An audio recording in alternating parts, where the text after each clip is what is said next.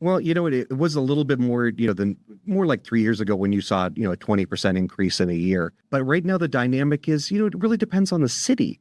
You have, 3 to 5%, 4 to 6%, and that's kind of what we're expecting this year. At least that's what all the real estate gurus are saying.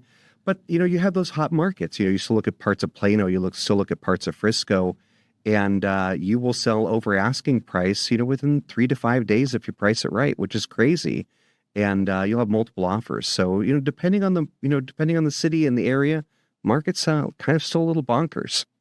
That's interesting. And this, I feel, but sorry, Plano, when I say this, but I feel like Plano seems like the old part of town, right? That there aren't any like cool new places in the Plano area. So which parts of Plano are kind of still are hopping, or maybe it's all of it, and I just, I don't know enough. You know what? Plano people like to be in Plano. Legacy West. They love that area to go out and spend a Friday night or a Saturday night, kind of being down there.